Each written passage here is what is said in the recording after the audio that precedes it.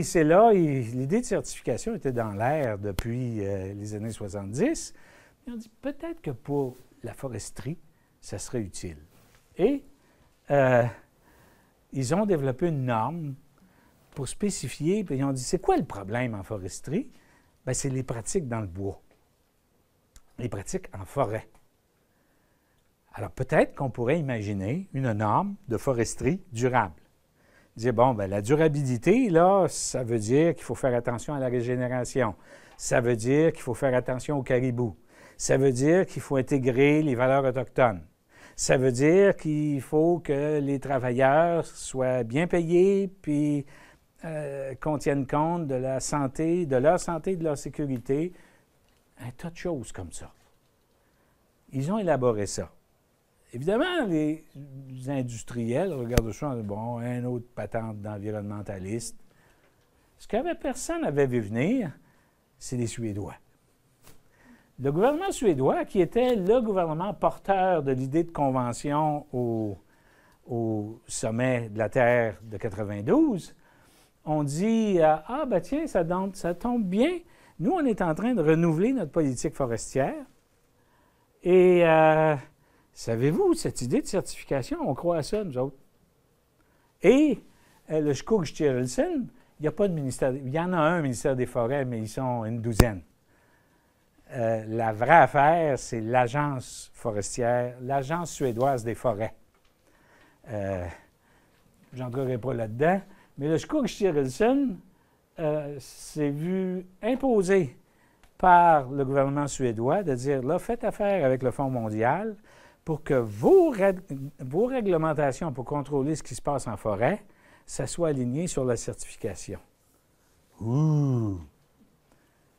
Et comme si c'était pas assez, IKEA, encore, hein? Dès 1994, IKEA dit, nous, on est acheteurs. S'il y a des produits qui débouchent sur le marché après avoir passé le test de certification du Fonds mondial pour la nature, ça va nous faire plaisir de les mettre sur nos tablettes. Et ça a débordé la Suède quand, à peu près la même année, B&Q, c'est un équivalent d'Home Depot en Grande-Bretagne, on dit, nous autres aussi. Bon, voilà. Alors là, il y avait un marché, et là, c'est devenu quelque chose de compliqué. Puis le Fonds mondial de la nature, ils sont là pour préserver les habitats des animaux, des espèces menacées. Alors, ils étaient un peu à côté de leur environnement d'affaires. Et très tôt, ils ont confié à une institution totalement indépendante le soin de... Bon, le premier jet de la norme, du standard FSC sur qu'est-ce que c'est que l'aménagement forestier durable, c'est le Fonds mondial de la nature. Mais après ça, là, ça devenait une business sérieuse, là, puis il fallait vraiment trouver un standard facilement vérifiable, mais surtout rigoureusement scientifique. Alors, on a fondé le Forest Stewardship Council en 1994. Et ça, c'est une drôle d'histoire, parce que j'étais déjà dans le portrait à ce moment-là. Les Américains, qui au tout début riaient de ça, cette affaire-là, se sont aperçus, oh, attention, là, c'est une grosse vague. Est-ce qu'on va se laisser imposer des standards européens? Alors, ils ont décidé, à peu près dans la même année, mais ça a abouti en 1995, d'imaginer le standard Sustainable Forestry Initiative, qui est un standard de foresterie durable. Et au Canada, l'Association des industriels forestiers du Canada a dit, bien, il faut qu'on fasse quelque chose nous autres aussi. Alors, on a demandé à l'Association canadienne de normalisation, hein, probablement que l'enclume ici est certifié CSA, vos téléphones ou les sacs à dos sont certifiés CSA. On a demandé à une entreprise spécialisée dans la fabrication de normes, bien, imaginez-nous une norme de foresterie durable. Ça a donné la CSA Z809.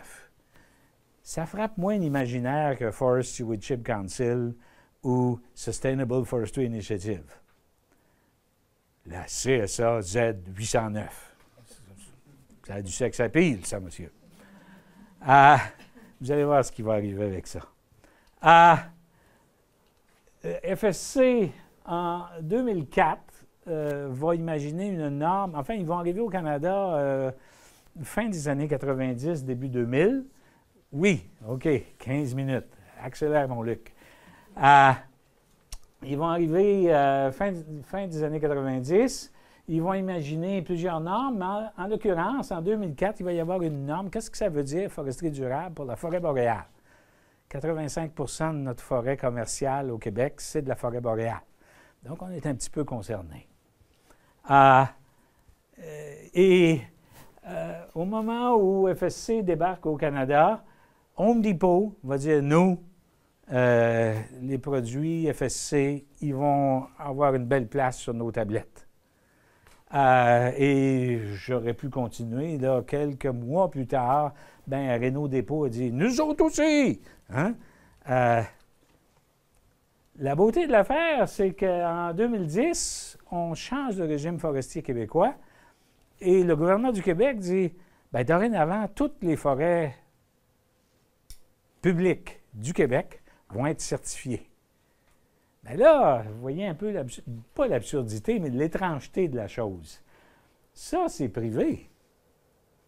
Ça, c'est public. Alors, c'est un peu comme de dire, le gouvernement va se soumettre à une agence privée. Ça ne marchait pas. Et c'est ce qui fait que, très tôt, le gouvernement du Québec va convenir, à l'époque, c'était le ministère des Ressources naturelles du Québec. Aujourd'hui, on parle de ministère Forêt, Faune et Parcs. Va conclure une entente avec le Conseil de l'industrie forestière, dire, là, les entreprises qui ont des droits de récolte sur la forêt publique, pour avoir accès à vos droits, vous devez être certifié. Et évidemment, on n'a pas dit, c'est-tu FSC, CSA ou SFI? On dit, vous devez être certifié. Vous prendrez bien la norme que vous voudrez, à condition que la norme soit reconnue. OK, on accélère. Au Québec, c'est à peu près 80 du territoire commercial qui est certifié, même un petit peu plus que ça. À l'échelle mondiale, en 2017, c'était 11 du territoire, mais 29 des mètres cubes qui sont utilisés dans l'industrie. Toute cette histoire-là, ça ne pogne pas beaucoup dans les pays tropicaux. Parce qu'évidemment, ce n'est pas gratuit. Parce qu'évidemment, c'est compliqué. OK. Il existe deux types de certification.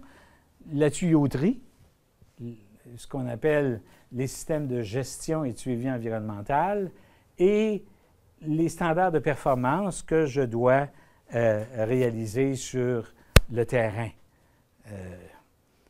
Alors, pour faire une histoire courte, et ça, vous l'avez peut-être entendu, ce sigle-là, ISO, International Standard Organization, a développé, quand on dit on veut tenir compte de l'environnement dans une entreprise, voici ce qu'on doit regarder. On doit avoir une politique, prévoir des choses en planification, des mécanismes de mise en œuvre, des mécanismes de contrôle. Et quand on voit quelque chose qui cloche, que ce soit clair comment on impose des actions correctives, on fait périodiquement des revues et on recommence pour s'adapter. C'est la norme ISO 14000. Mais on peut la décliner 14001, 14061, dépendamment du produit. Et ça, c'est la tuyauterie. Il y a même quelqu'un à la blague qui disait, je pourrais fabriquer des ceintures de sauvetage en ciment, puis je pourrais être reconnu ISO. Parce que c'est un processus. C'est celle qui est sur les performances qui nous montre quelque chose.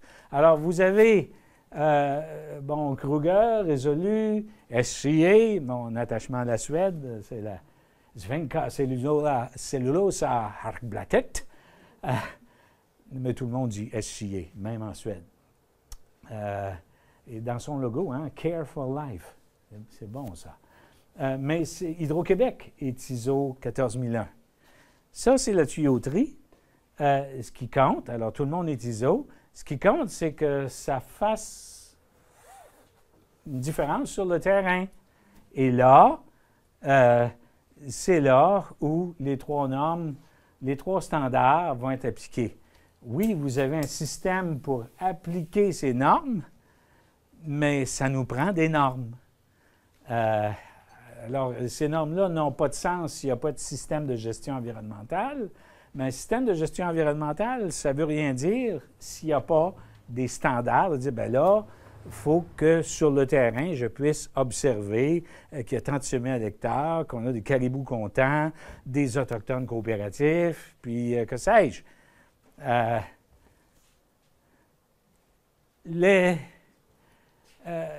Donc, on a nos trois normes.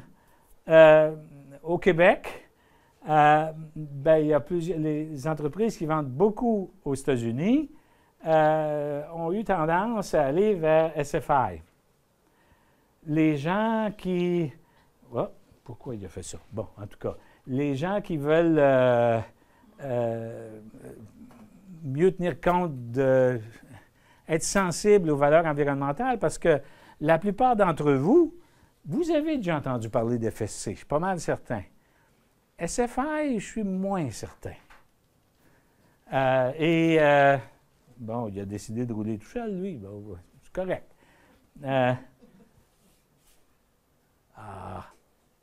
OK. Et maintenant, toutes ces entreprises-là fonctionnent sur plusieurs marchés. Et on dit, ça serait donc le fun si ça se regroupait, s'il y avait une auto-reconnaissance. Les gens d'FSC ont dit jamais. Mais PEFC est devenu le Program for Endorsement of Forest Certification. Alors, quand vous avez PEFC, ça veut dire que ça peut porter le sceau CSA ou le sceau SFI. C'est reconnu. Puis il y en a d'autres, des standards européens, qui sont aussi reconnus. Et on le voit moins, celui-là, mais c'est aussi un saut de qualité.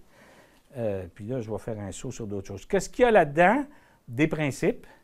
Vous avez un certain nombre de dates. SFI, 14 principes. FSC, 10 principes.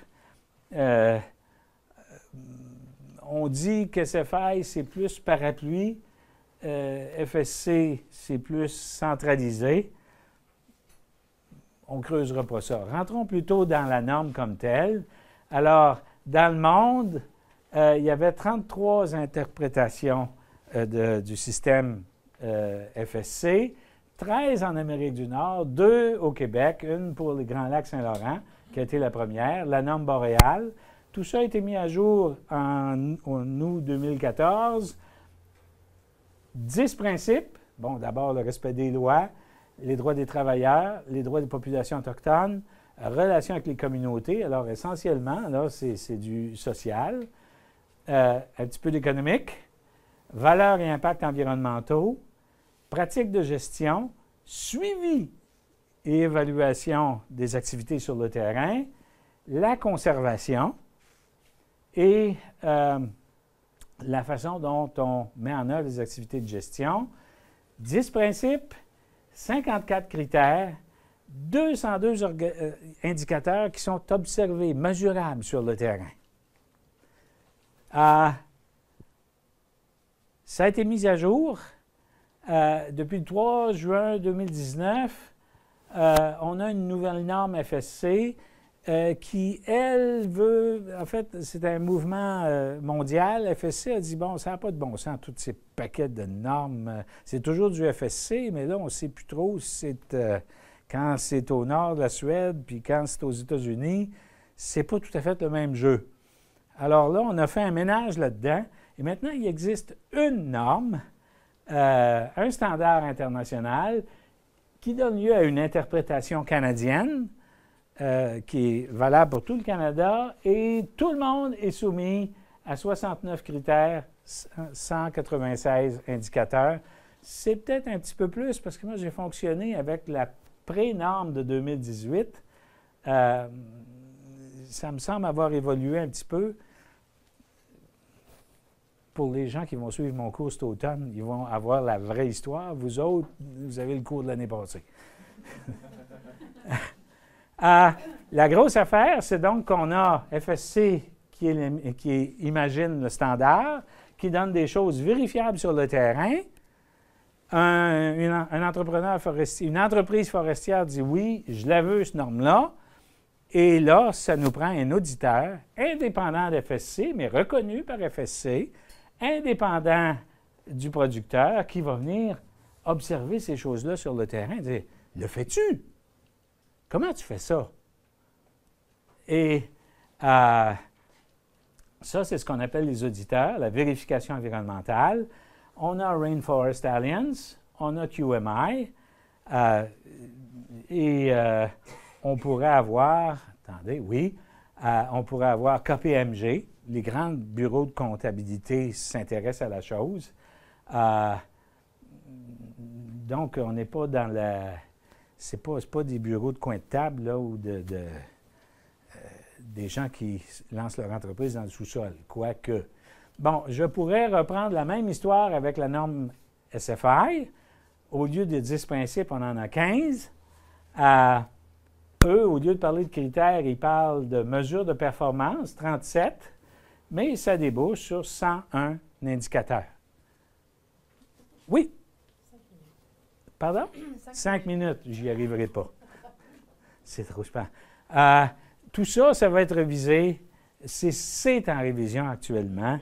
Et probablement qu'en 2019, on va avoir d'autres choses. Ce qui est important pour nous autres, c'est qu'une fois que je suis validé, et puis que l'auditeur dit à FSC, oui, monsieur Untel, l'entreprise monsieur Untel, là, ils ont bien appliqué le standard, bien là, on vous donne un certificat qui vous donne le droit d'utiliser le logo.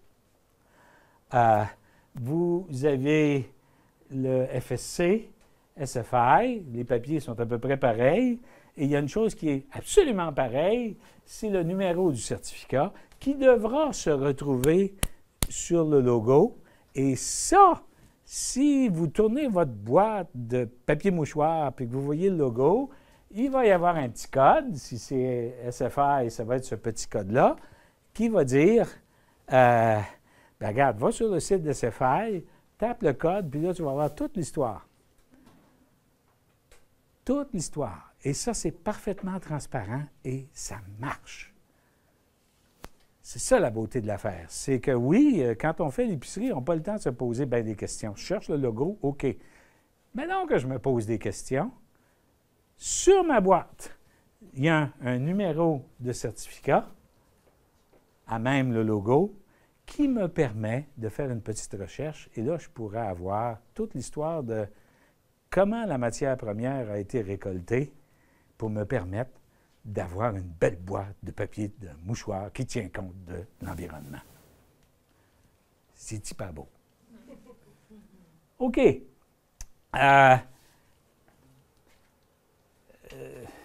Voici le portrait. À peu près tout est certifié au Canada en termes de forêt commerciale. Là, ici, on a confondu toutes les normes. Vous avez SFI, FSC, CSA.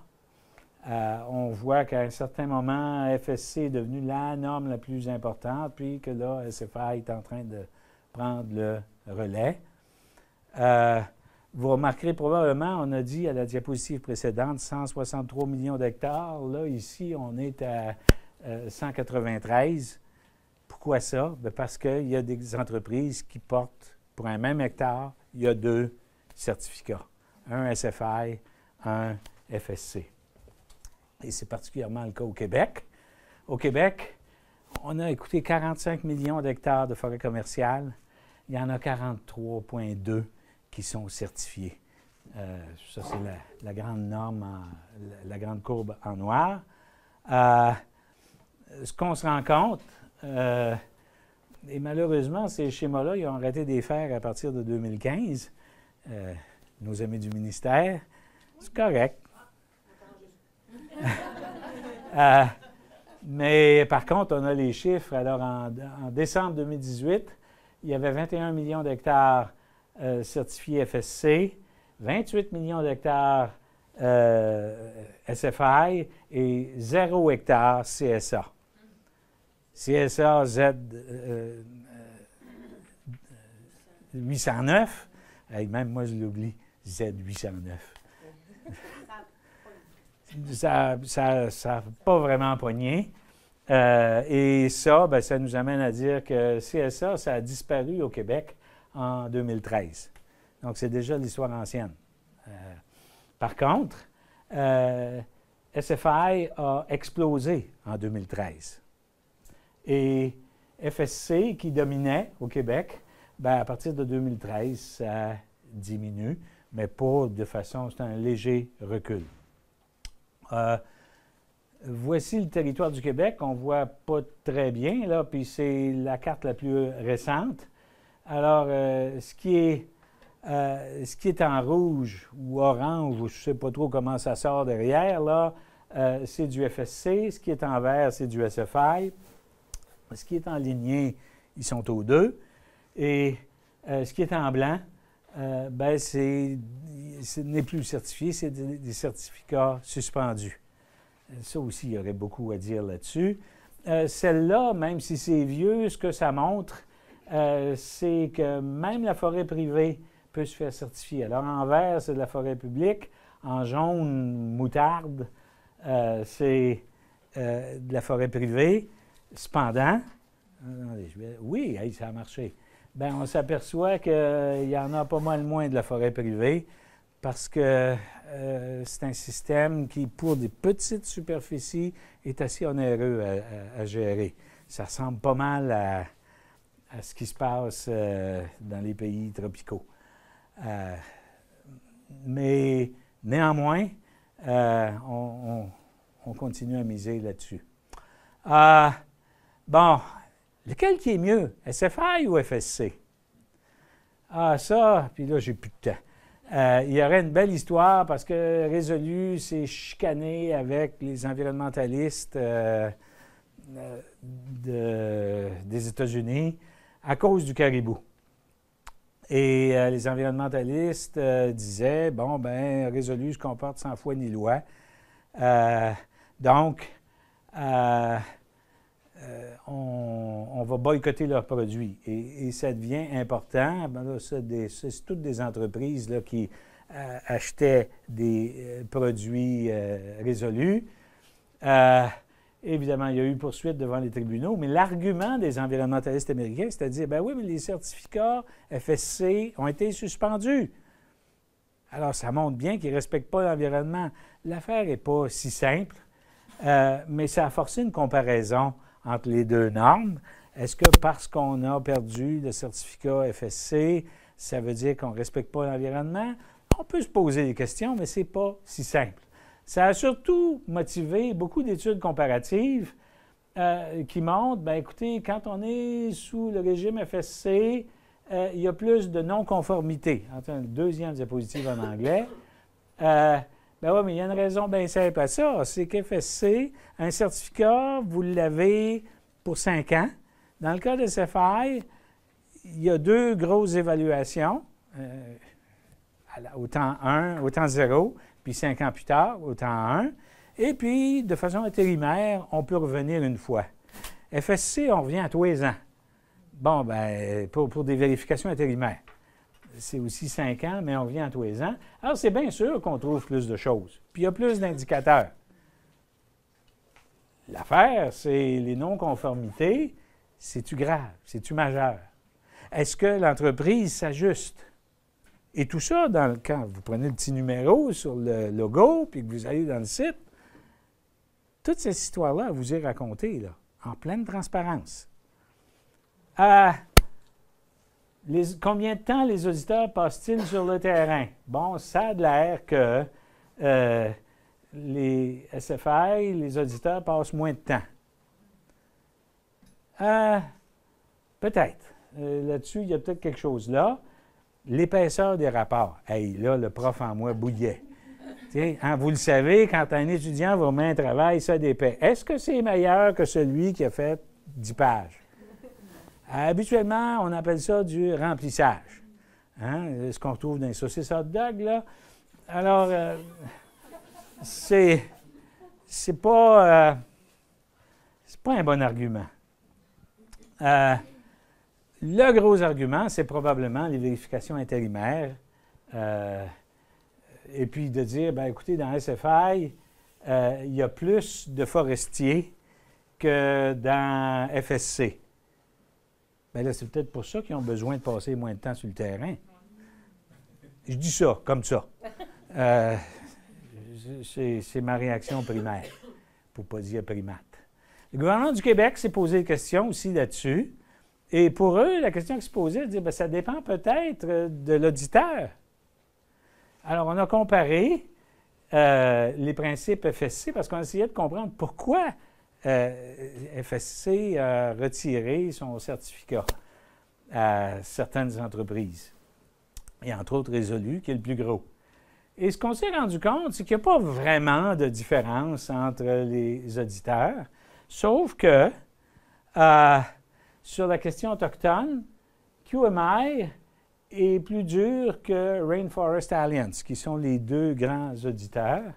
Et sur la question de la gestion écosystémique, Rainforest Alliance est plus exigeante.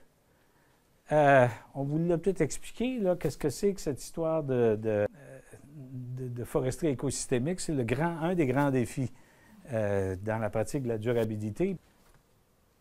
Merci beaucoup.